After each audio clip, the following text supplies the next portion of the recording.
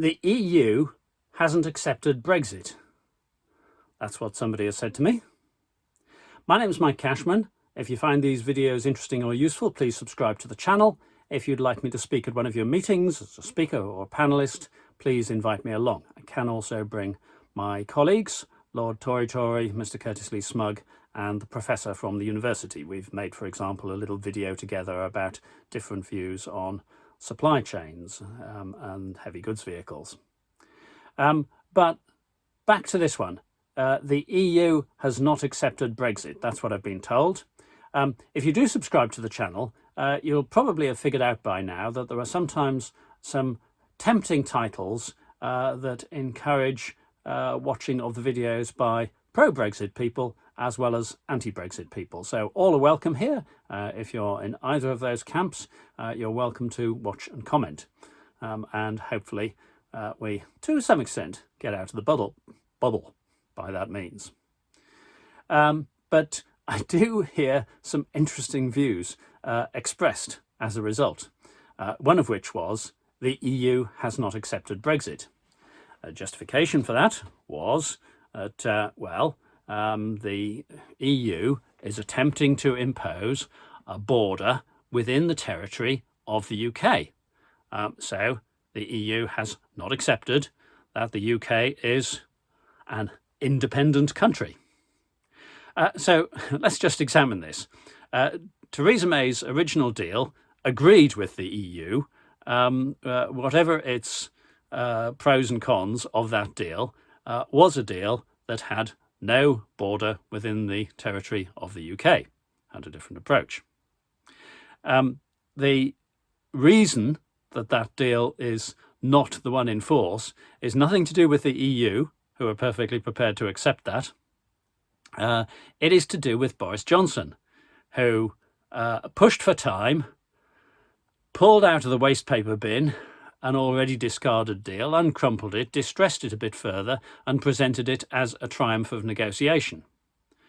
So the internal customs border in the UK is entirely Boris Johnson's doing, or at any rate, he initiated it, pushed for it, declared that as a result there would be no checks on goods going either from GB to NI or from NI to GB.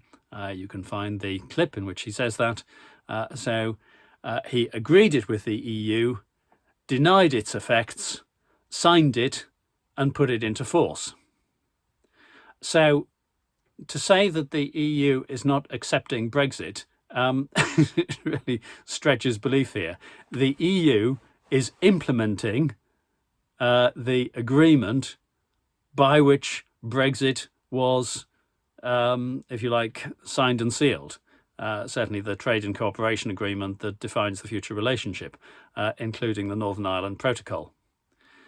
It does seem to me that actually the one major entity that has not accepted Brexit is the UK government.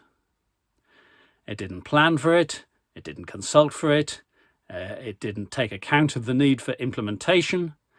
It came up with an 11-month transition period, which everybody who knew anything about that said was too short. It nevertheless bashed on with that period, despite all the warnings to the contrary and the invitations to extend it.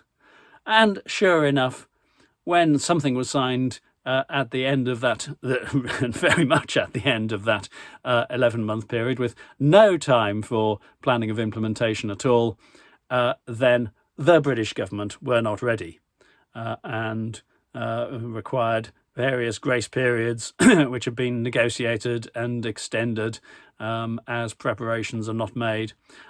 It strikes me actually that the grace periods are not in fact there to provide for the planning of implementation that was completely missed out, or just about completely missed out, during the transition period. I'm not sure that they're there for that at all. I suspect that they're largely there in order to space out the effects of Brexit so that it doesn't hit the UK all at once, much as the You'll often have heard the analogy, apparently the experiment. I haven't tried it, but if you put a frog in water and gradually warm the water up, the frog will stay in there and boil to death. Whereas if you had put the frog into the boiling water, it would immediately have jumped out.